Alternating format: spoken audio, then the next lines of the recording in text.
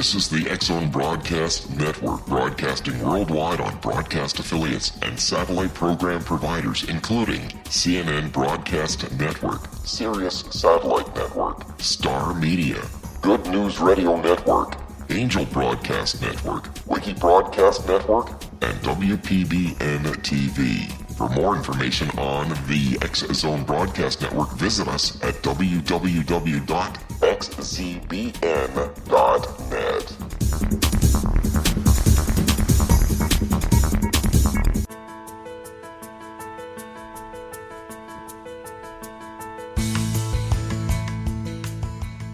Hi, curious minds out there in Radio Land.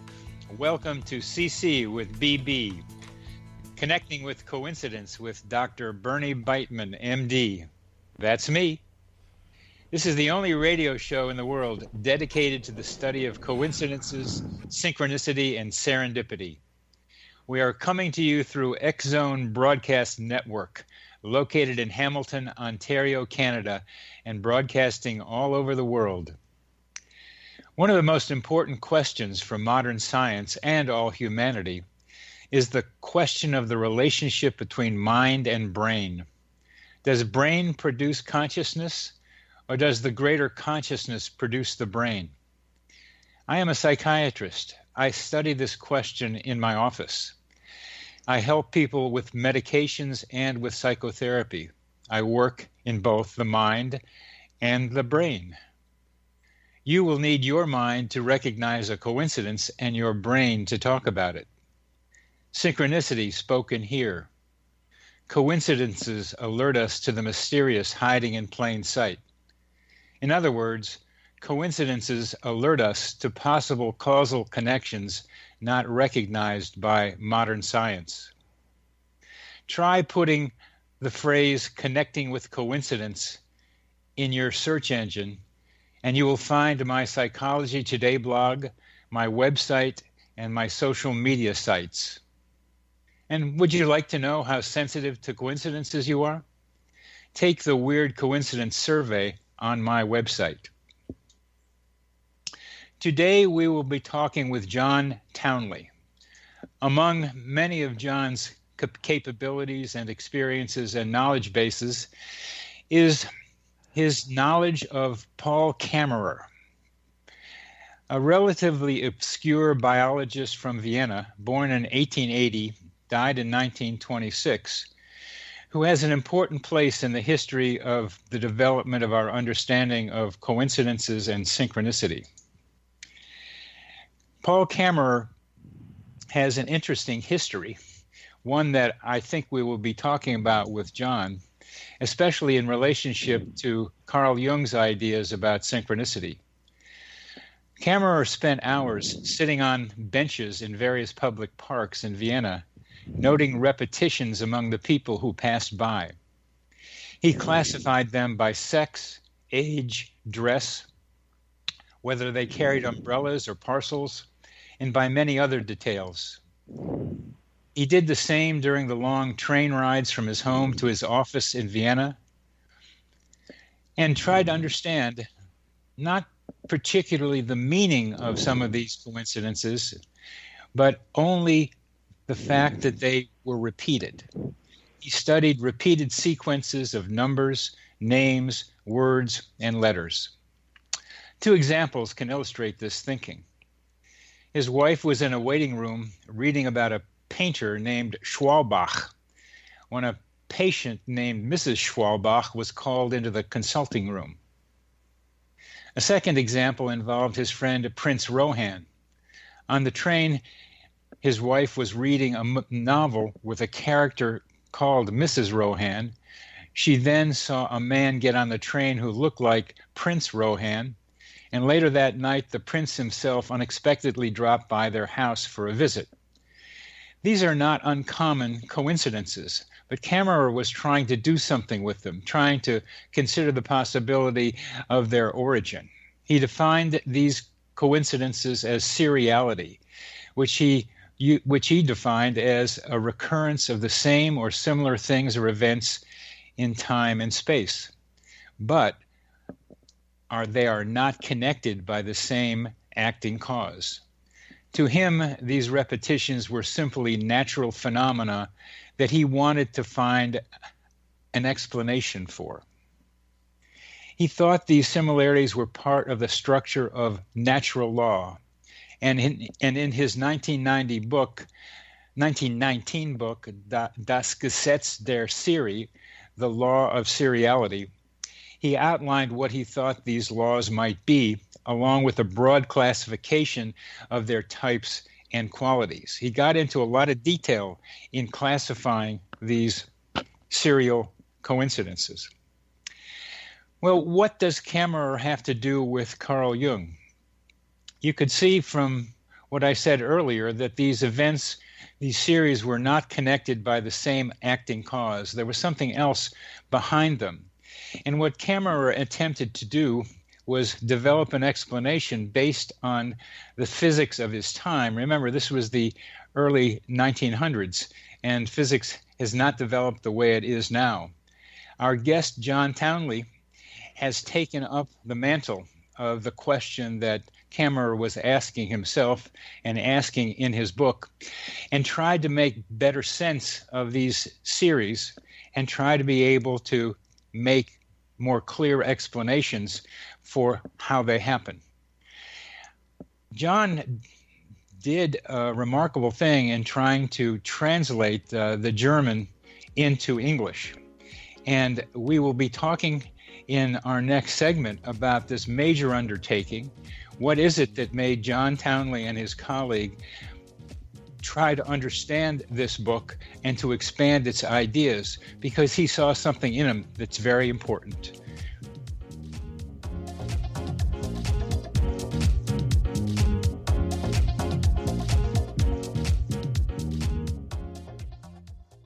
Hi everyone, Rob McConnell here, and I wanted to spend a moment on internet streaming. Everybody has heard about internet streaming, but not many know much about it. Did you know the internet streams just about everything? Movies. From new releases to old classics. TV shows. Almost every show, every episode, and much more. But the question has always been, how do you do it? Well now, thanks to the folks at 123 Ready TV, I have the answer for you. They have developed a simple program app, 123 Ready TV, that you install on your Windows PC, Android smartphone, or Android tablet that can have you streaming like a pro in less than 5 minutes. You truly won't believe how much is available or how easy it is to do until you try. And for a one-time cost of only $19.99, this product is a real winner. To learn more about 123 Ready TV, visit our website at www.xzbn.net.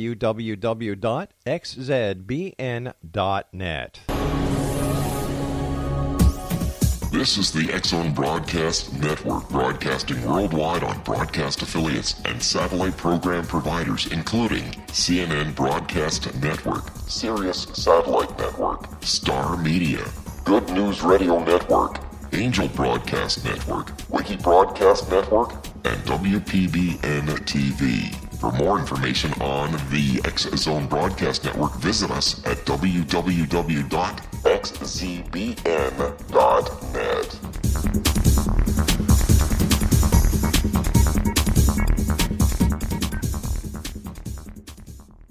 How would you like to be able to read other people's minds? Well, the next best thing is here. When you know how to read a person's name, you know how the person thinks, feels, and behaves. Each letter in our name holds a key to unlock our true essence. Our name contains both our gifts and challenges in this lifetime. Mnemology science discovers personality secrets hidden in the placement of the letters of our names, including the first and last impression people remember about us. Sharon shows us how to interpret the arrangement of letters as outlined in her book, Know the Name, Know the Person. Sharon Lynn Wyeth created mnemology science after 18 years of research and testing her theories, and has supported thousands of people around the world in understanding themselves and others better. You'll enjoy Sharon's unique teachings as she shares her system to learn the gifts behind your given birth name. Even if you don't like your birth name, there are jewels in this book. If you're thinking of changing your name, ready to name your child, or wanting to get along better with others, this is the book for you. If you'd like to improve your relationships and change your life for the better, get the book today, Know the Name, Know the Person, or visit www.knowthename.com. That's www.knowthename.com.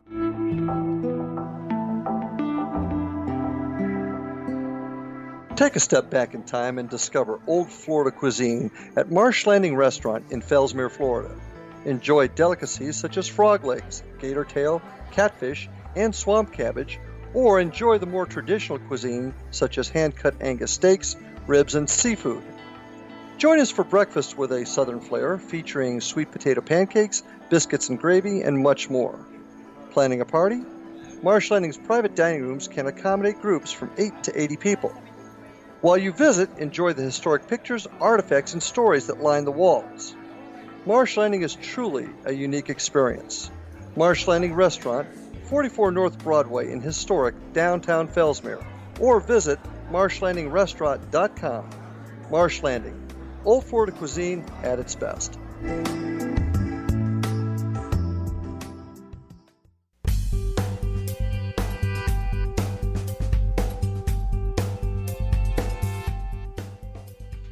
Welcome back to CC with BB, Connecting with Coincidence with Dr. Bernie Beitman, MD, the only radio show in the world focused on the study of coincidences. And we have as our guest today John Townley, who has taken up the mantle of Paul Kammerer in the study of seriality as a subset and a reflection of major ideas about how coincidences work.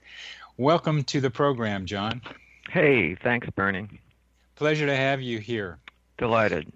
I've read some, not all, of your translation of Das Gesetz der Serie, and what drove you to undertake this major work, the translation? Well, you could say underlying it, perhaps there's a piece of seriality involved in that. Actually, Paul Kammerer and I share the same birthday, August 17th. But that might be, in his words, an underlying piece that you wouldn't have noticed until later, which, of course, I didn't either. Actually, what got me to thinking about it, I had back in the late 60s, a couple of very intense visions that showed how science and religion and so on and so forth were, in fact, one piece of, united piece of physical reality. And I was sort of on a quest to find out, how to articulate that. And I was in the business at that point of I just gone from the music business into the astrology business, and becoming a technical astrologer, more of a theoretical one, which is what I am today. And I found that you have a blog called Astro Cocktail. Yeah, it's my website. Yeah, it says regular articles and so on and so forth. We don't have a daily blog on it. Okay, but it's your website. Yeah. So that's what you do. That's your major occupation now. Right now, yeah. Please go back. I'm sorry I did interrupt. I wanted to make sure our listeners knew that you had this website that's quite useful. Yeah. Please continue about how you got involved with Paul Kammerer. Sure. I had read at that time, because that was when it came out in the middle to late 60s, Arthur Kessler's The Roots of Coincidence, and he mentioned Paul Kammerer there. Yes. And in his description of that, I said to myself, here's somebody that if I could ever get hold of what he said, is really onto the approach that I wanted to do, which was that these are not artifacts of the imagination. These are not part of another spiritual world interfering with us. These are not artifacts of demented brains. These are just manifestations of reality that we don't see clearly enough to identify them as such, that they're part of the rest of the laws of nature.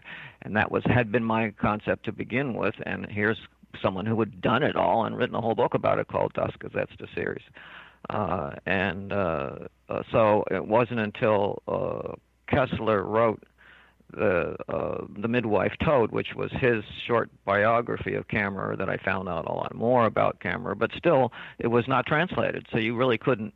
All you could address was Kessler's version of whom whom he thought Kammerer was, which was kind of put through the lens of Jung, which is the wrong lens to put it through.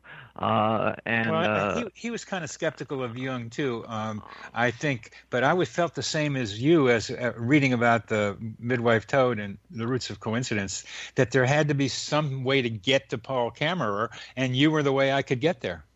Right. Well, that was it. And here he was with his major book, and it was all in German. And it wasn't, and you couldn't get one at that point. I mean, this wasn't the days of the internet when you could just get practically anything that's been published out of copyright just in your lap. And finally, I was dealing for other reasons in astrology with a couple of Robert Schmidt and Ellen Black, and she found out that she could get this on a library loan, and he knew enough German to translate it. At that time, he was his major endeavor was theoretical history of algebra. He was at St. John's University, and that was what he was writing about, was history of mathematics. And he said, this would be fascinating, let's look at it. And he was able to translate it, and together we looked at the ideas and tried to put them both in context of the time, which was it's 1919, the same time as Einstein's second theory came out, and it was a time of changing from basically Newtonian views of the world to Einsteinian, but not yet quantum, all of which people tend to have stirred into the pot now, which from Kammerer's point of view weren't available. So he was looking at physicists like Boltzmann and other, actually Poincaré and various other folks from that period who were doing advanced studies in how mathematical series happened in fluids, in other branches that had of physics that had direct mathematical measurement and application. So would you define a mathematical series just briefly, please? Well, he doesn't define it exactly as we would define it. We consider a series to be three or more. Yes. That's been a problem. Yes. And in fact, if you read Kammerer, most of his all his best series are three or more, but he'll take two, because he thinks that any two things, like a straight line is 2 points. It's all it takes. He figures that if there's two, there's probably a third, and at least it's worth investigating, and that's why he does that. If two things happen and you notice them and they were out of the ordinary, then maybe you had something here you're noticing that is sort of coming in from left field, and you should take a second look. And this is what an animal does. This is what your normal span of attention does. You see something out of the corner of your eye and you look. Up, it's nothing. Or, oh my God, that's the lion that's coming to eat me. And the people who had good peripheral vision reproduced, and the people who didn't or didn't pay attention to it didn't. And that's partially how we're here today. So there's an absolute evolutionary context in this. And of course, Kammerer was his whole life. This exploration of seriality was a new thing for him. He was a biologist and a sort of the last of the Lamarckian biologists, and that's what got him into trouble, because he could find things that you did to an animal, and it would reproduce, and those characteristics would turn up again. And according to Darwinian theory at the time, that was not possible. And he was run out of town because of it. They claimed that he falsified an experiment and so on and so forth.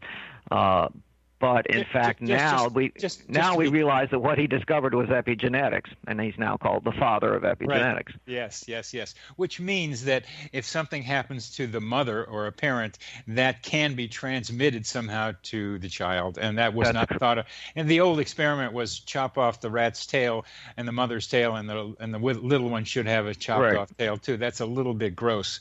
But now, now epigenetics is showing that changes in the mother's genetic pool will by environment will influence the offspring, and that's an important discovery that he was onto, for which he was run out of town and perhaps murdered or suicide. That's another question. That's the worst of it. That's the worst of it. I mean, it ruined his life, and maybe he committed suicide, and maybe he was murdered. There was very suspicious circumstances under which his supposed suicide happened. Yes. So that's how you got into it. What are some of the similarities and differences between Kammerer's views and Jung? Because Jung mentions Kammerer in his very popular monogram about synchronicity. Well, I think that Jung, it was how they were looking to explain this stuff. I mean, both of them recognized that these things happened and that there had to be an explanation for them. I mean, there's an explanation for everything.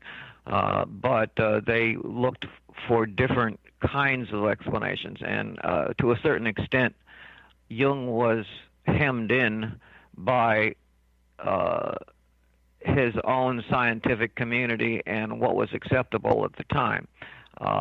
Because people had locked so thoroughly into Darwinism, and they had gone into a whole different set of explaining things in the world of physics, that he really couldn't go there and say, oh, it was, it's just reality, which is what Kammerer said. Kammerer said that there's nothing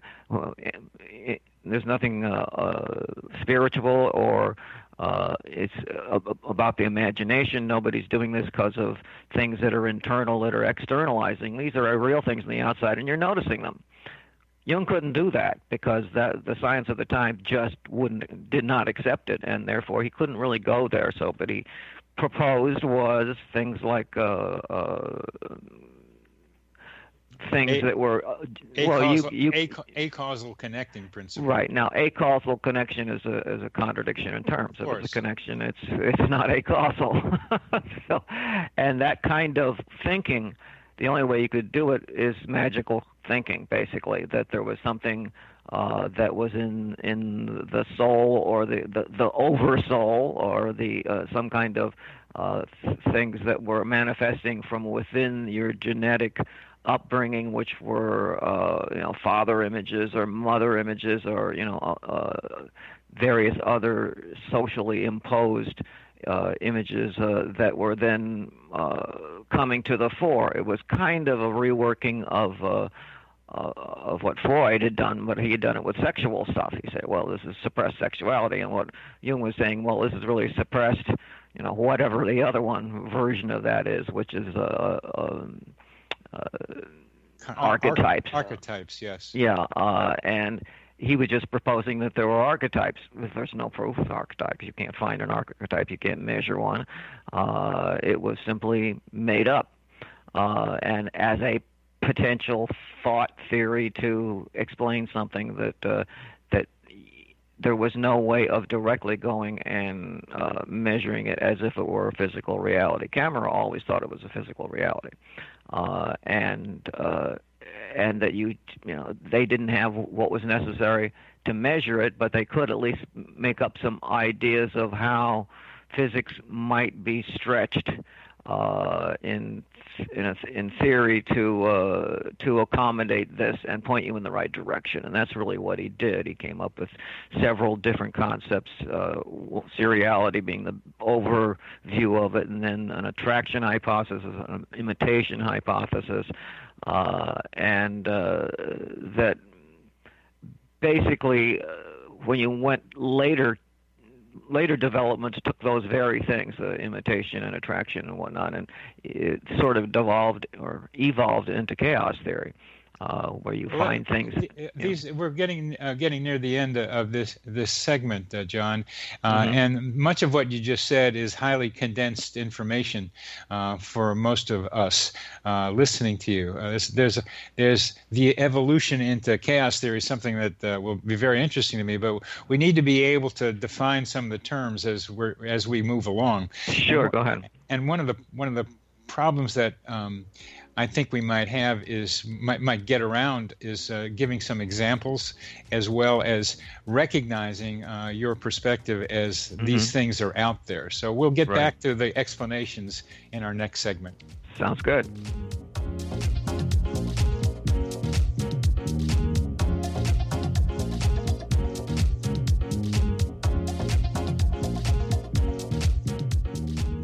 Hi everyone, Rob McConnell here, and I wanted to spend a moment on internet streaming. Everybody has heard about internet streaming, but not many know much about it. Did you know the internet streams just about everything? Movies. From new releases to old classics. TV shows. Almost every show, every episode, and much more. But the question has always been, how do you do it? Well now, thanks to the folks at 123 Ready TV, I have the answer for you. They have developed a simple program app, 123 Ready TV, that you install on your Windows PC, Android smartphone, or Android tablet that can have you streaming like a pro in less than 5 minutes. You truly won't believe how much is available or how easy it is to do until you try. And for a one-time cost of only $19.99, this product is a real winner. To learn more about 123 Ready TV, visit our website at www.xzbn.net.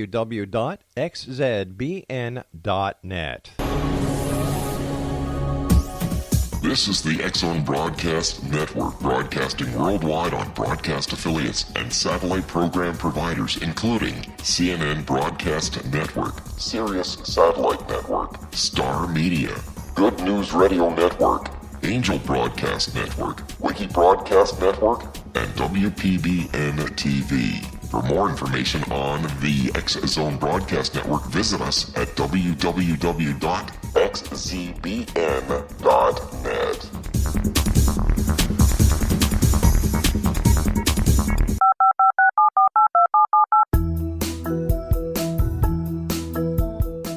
Did you know that when you're on the road with limited data or Wi-Fi, you can still listen to the X-Zone Radio Show with Rob McConnell, The Science of Magic with Gwilda Wiyaka, X-1, Dimension X, Space Patrol, and every minute of the X-Zone Broadcast Network by calling 213-401-0080, courtesy of Audio Now. No smartphone, app, or internet needed. It saves your data plan, and it's free if you have unlimited minutes. Call 213-401-0080 to listen on any phone, anytime, anywhere. Remember 213-401-0080 for the best of the paranormal, parapsychology, and sci-fi radio programming anywhere, 24/7, 365.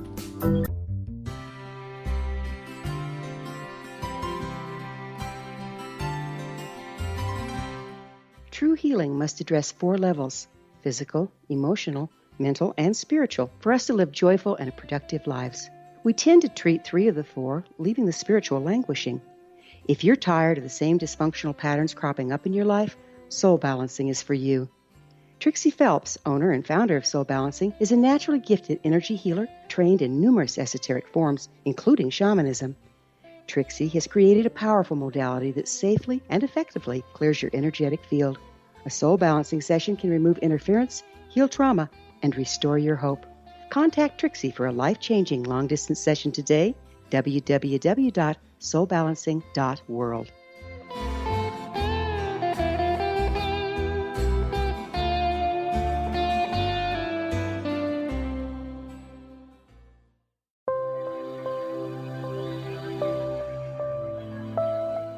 There's a legend shared by many indigenous cultures of a time when the nations were cast to the 4 corners of the world.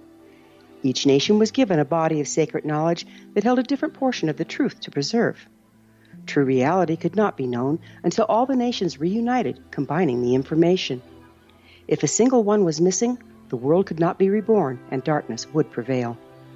The Science of Magic Radio is dedicated to reuniting the sacred knowledge.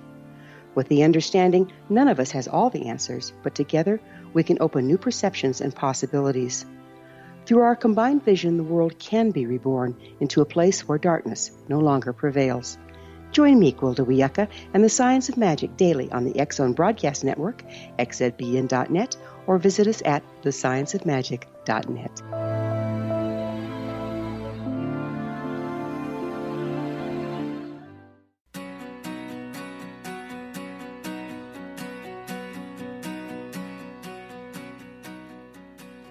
Welcome back to CC with BB. Our guest today is John Townley, an expert on Paul Kammerer's views of seriality, what I call a subset of coincidences.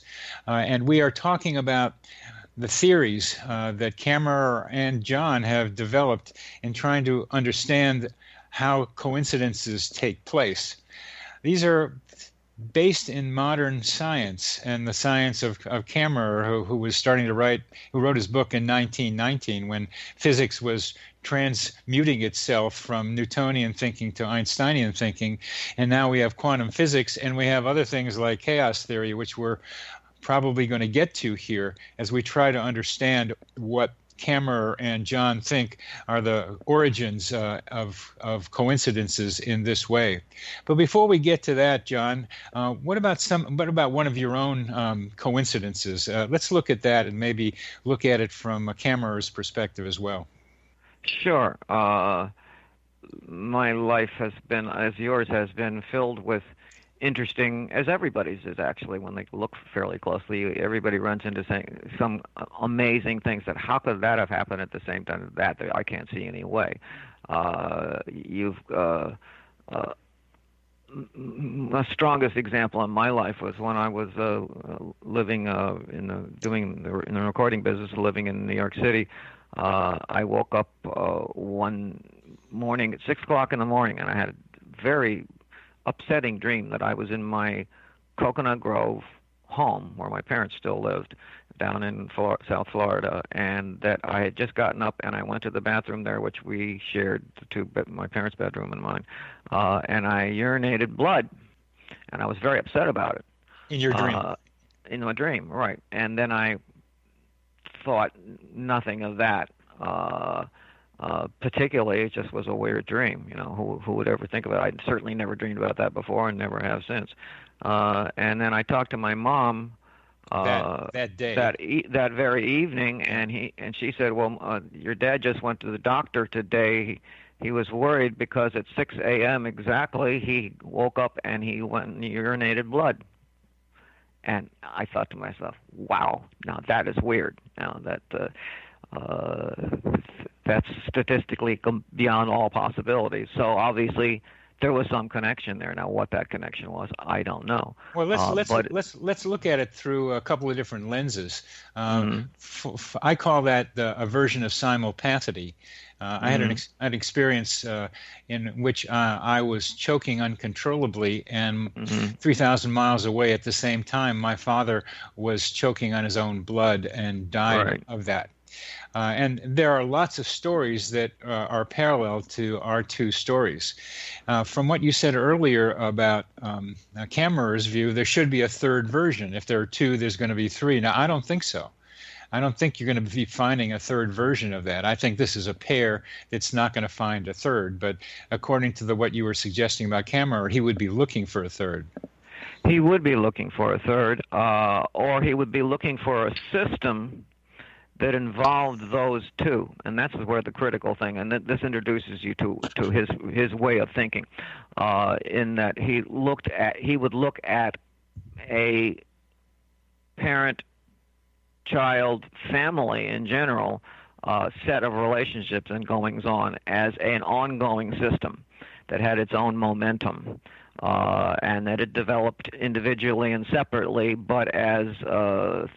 but it kept within communication with itself. So it was, in fact, a robust system itself.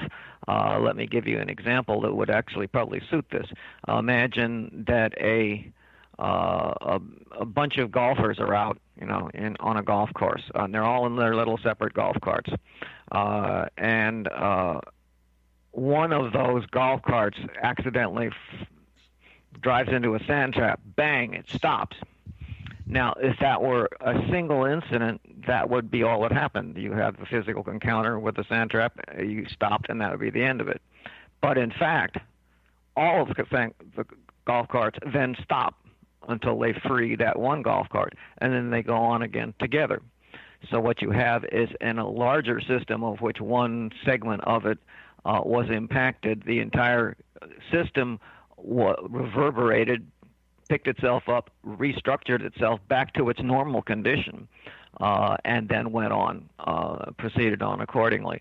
And Kammerer would look at those two incidents as part of a reverberating system that had its own robustness and would keep on going until something really traumatic went to destroy the system itself and disperse it too much to reconstruct itself, such as all the people dying in it, or enough to people so they couldn't communicate with each other.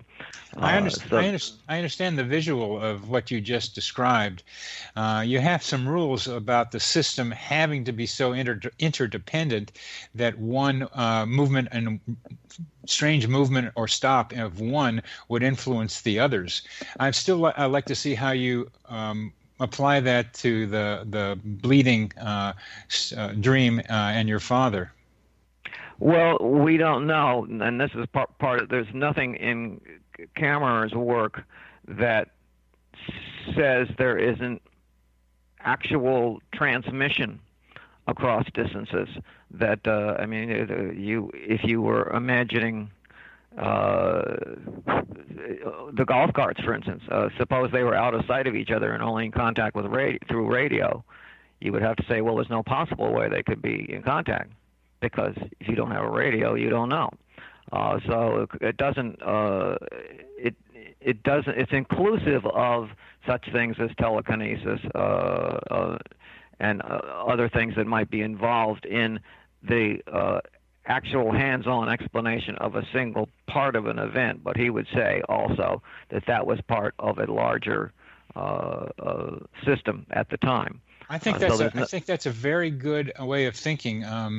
It's sometimes hard for people looking at their own coincidences to notice that when there's somebody else involved, that it also has meaning for the person on the other end of the coincidence. It's kind of hard for people to get out of their own minds. And what you're doing through Kammerer is suggesting that we not only look at the two people involved, your father and you, but also the family system that you're in, and just start raising questions about how that system may have influenced what I would call a telepathic-like communication. Right, absolutely. Because I think a great deal, the problem of being in the areas of Forteana and anomalies in general is that there's an awful lot of stuff that is. Kammerer is not trying to make a causal explanation of everything. He's simply trying to make what the inclusive how things work as inclusive systems and how they resonate as inclusive systems, whereas the individual transmissions could be explained in any number of different ways. Okay.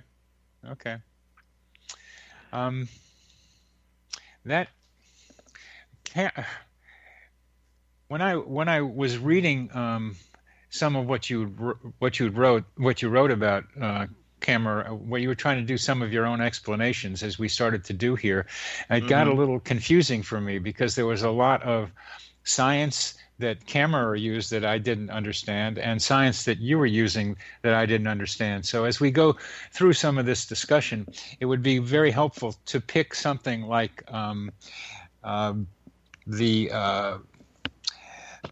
amazing coincidences of the two soldiers that Kammerer described, who had the same name and had the same description, and in other ways were very similar in World War I, and try to explain how how a series of like 5 or 6 similarities.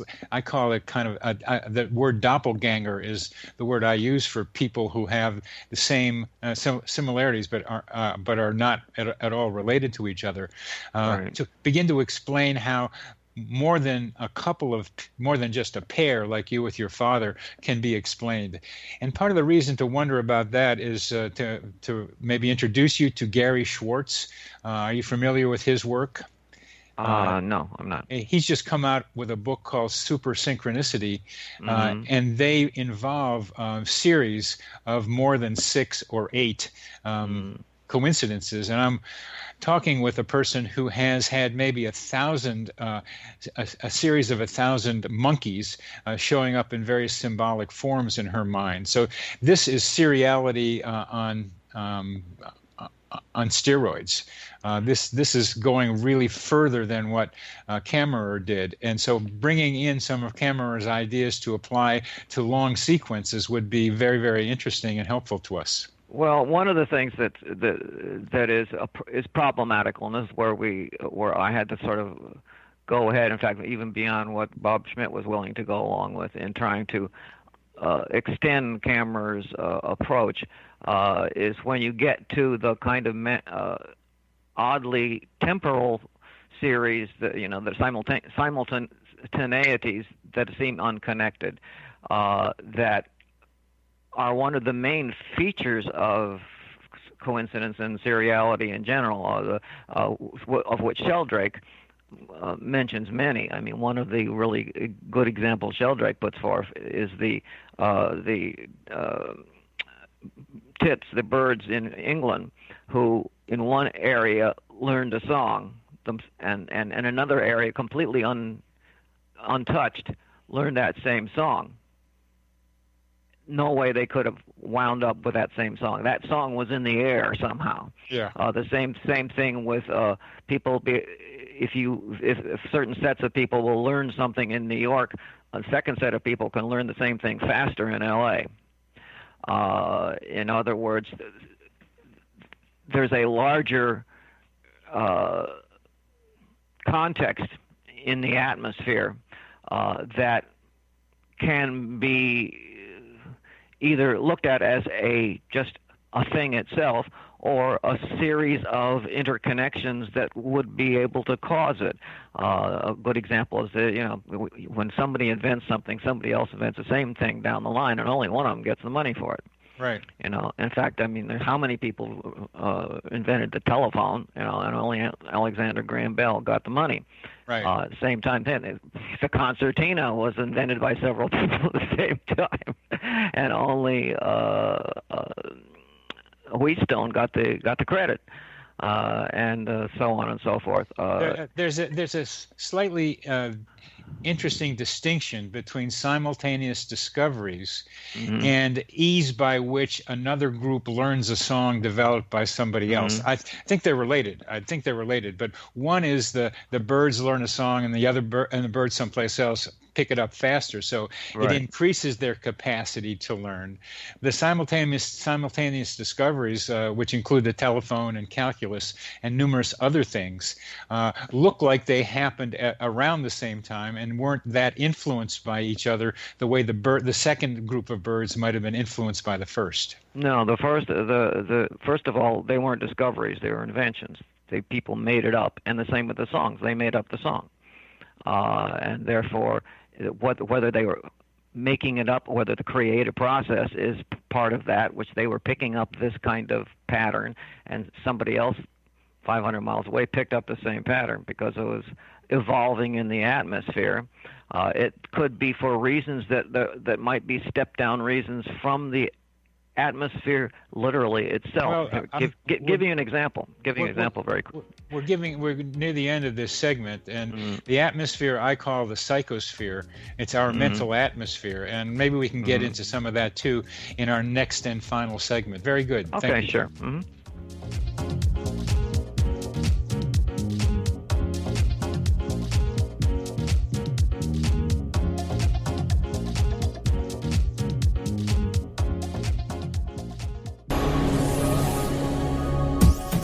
This is the X-Zone Broadcast Network, broadcasting worldwide on broadcast affiliates and satellite program providers, including CNN Broadcast Network, Sirius Satellite Network, Star Media, Good News Radio Network, Angel Broadcast Network, Wiki Broadcast Network, and WPBN TV. For more information on the X-Zone Broadcast Network, visit us at www.xzbn.net.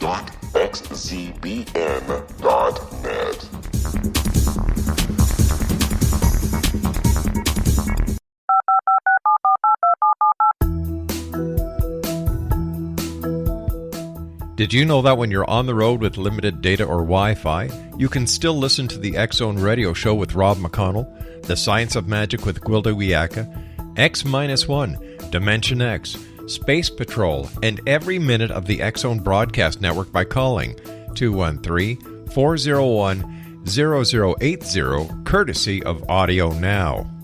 No smartphone, app, or internet needed. It saves your data plan, and it's free if you have unlimited minutes. Call 213-401-0080 to listen on any phone, anytime, anywhere. Remember, 213-401-0080 for the best of the paranormal, parapsychology, and sci-fi radio programming anywhere, 24/7, 365.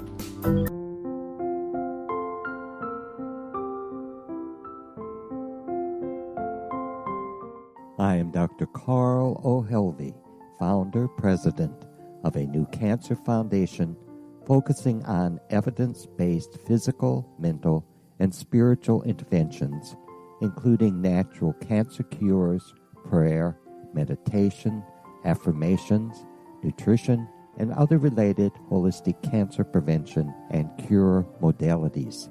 These are used in cancer education, research, and financing care. I ask for your help to continue this important work by donating at www.holisticcancerfoundation.com.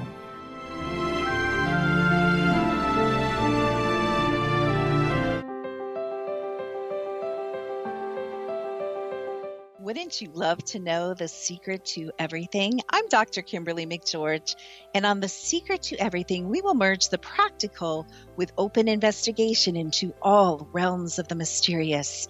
We will talk to cutting-edge alternative health practitioners, those who inspire and motivate you in business and life, and of course, we will share stories of the paranormal, conspiracy, and cryptozoology. You will transform because of the frequency I carry, the frequencies my guests carry. Life may never be the same after you listen to this program, for the secret to everything is for you, the listener, for those who desire more in every area of their lives and believe that it can still be found. Listen and discover thesecrettoeverything.com.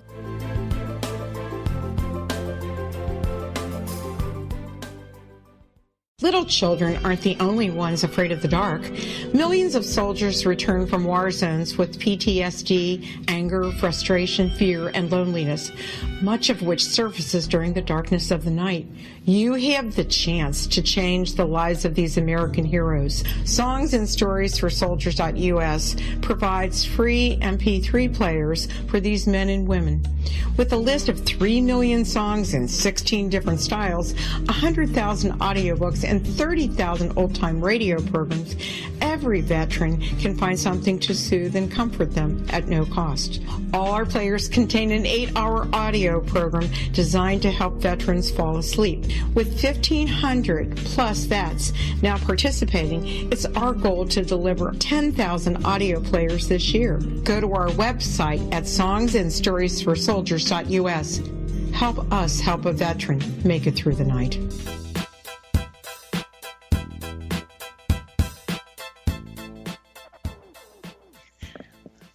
Welcome back to CC with BB, the only radio show in the world dedicated to the study of synchronicity and today seriality, a subset of coincidences, brought to us by Paul Kammerer and discussed by John Townley, our guest today.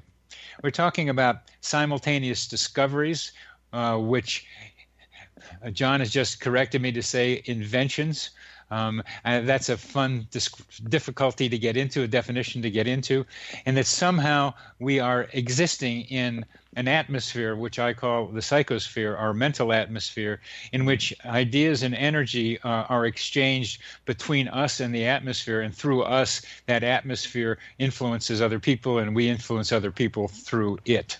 Totally agree. Totally agree with that whole concept. Well, and I think a camera would have as well, although he didn't put it that way, mainly because where the biological meet the physical is that biologically you're geared to notice things that are really strong coincidences. You don't notice if it's a half coincidence. If you met someone with only half your name, it wouldn't seem weird. Or maybe you met someone that had your middle name and your first name, and you wouldn't think it's weird. But you see all three, and then it's weird. That your horizon of what's important has been breached at that point, and you notice it. And that's what. And at that point, we start calling it a coincidence. But Kammerer has been calling it a series that's been buried all along anyway. And when it rises to the level of our notice, we call that so both we are inputting to it.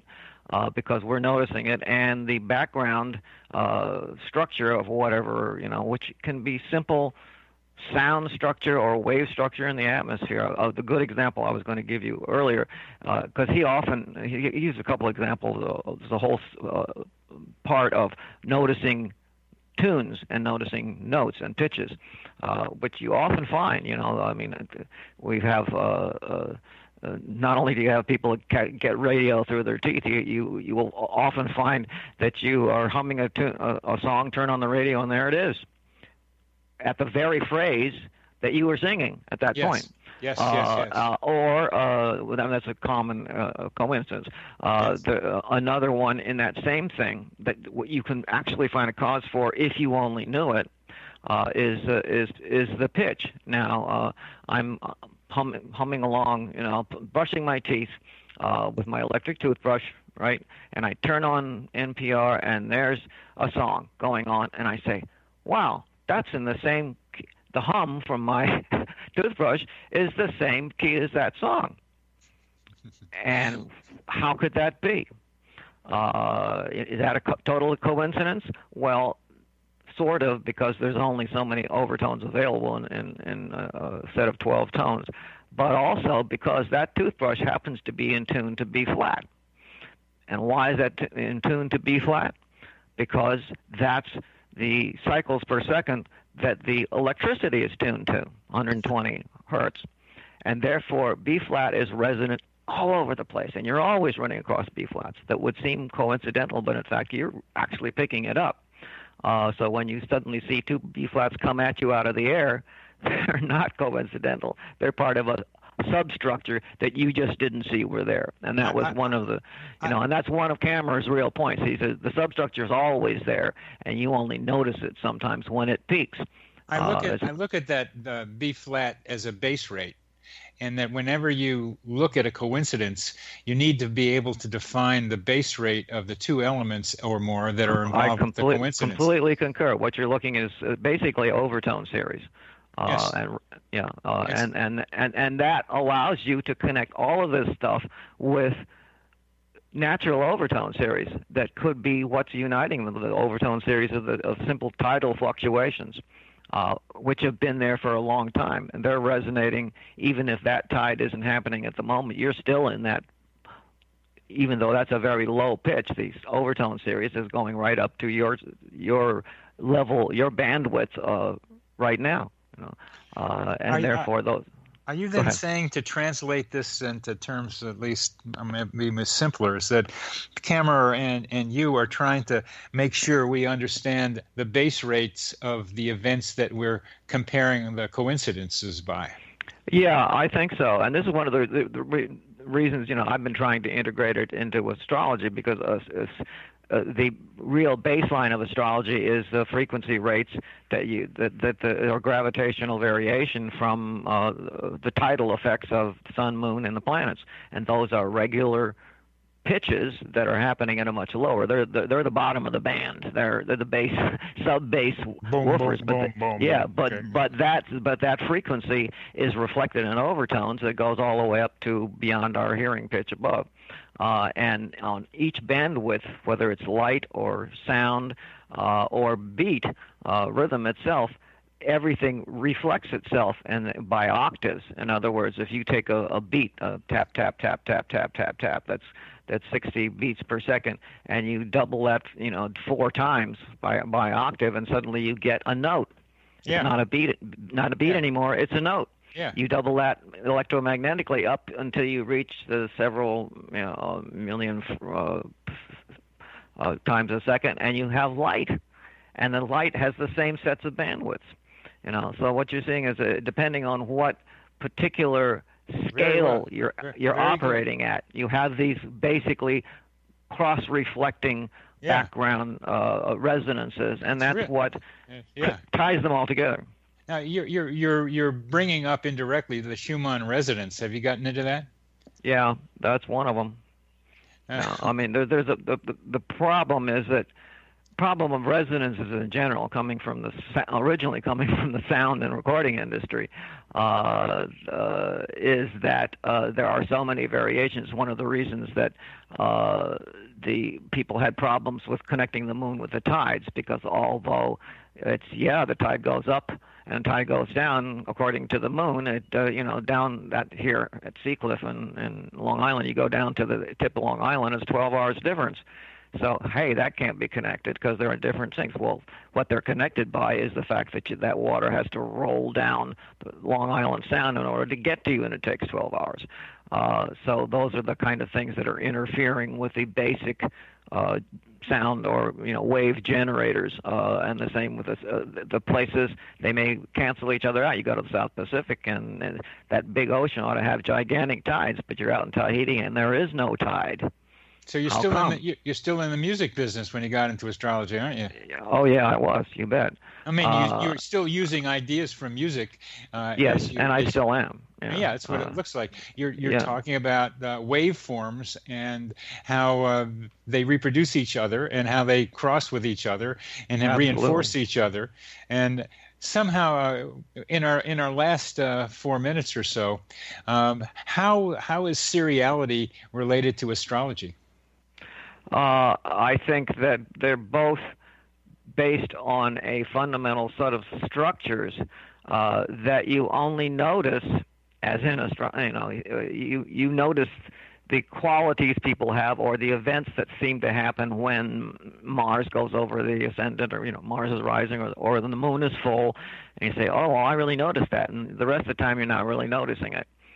That's seriality. The rest of the time, the structure is still going underneath, but it hasn't reached your horizon of notice that makes it seem important enough for you to say, oh, there's something there, and that makes it extremely difficult to test it statistically, because it's not about statistics. It's about a given observation at a given spot.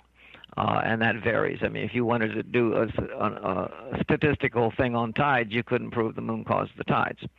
And that's the problem of people who try to test astrology statistically, because you're looking at the actual substructure in an actual place in an actual time. And unless you view that by itself, you're not going to get any results. But as an organism, that's how we view it. So we notice this stuff. Whereas you start mathematizing it and stretching it out like an insurance company, and you don't notice what's actually happening to you at the time. And there's a subjective element to all of this. There absolutely is. But you know what Cameron was trying to say is that there's a subjective element that makes you notice. The other element that people deny, people say, well, it's not, it's just subjective. And that's, most debunkers will tell you, oh, it's really just your mind that's doing it. And yes, your mind is finally noticing it when it gets that specific. Otherwise your mind was missing it because it was there all along. Yeah. And that was Kammerer's point, that there is a lawful structure going on that people are noticing when they start noticing the series that come close enough for them to see. So there it is. So there is an external reality separate from our subjective experience. Completely, yeah. We overlay our subjectivity because that's how we survive. Is to notice the things that are relevant to us, or that could be relevant to us. And we check it out and we say, no, it's not relevant. But it has to get to a certain threshold for us to invade our consciousness. To invade our consciousness enough, because we don't have time to see the whole structure all the time.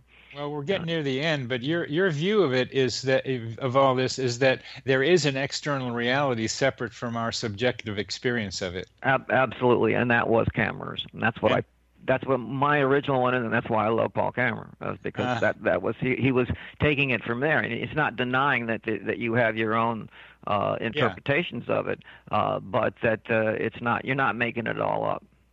You're just noticing and it. It's not even created by you either. It's just noticed by you. That's right. And that makes everything natural.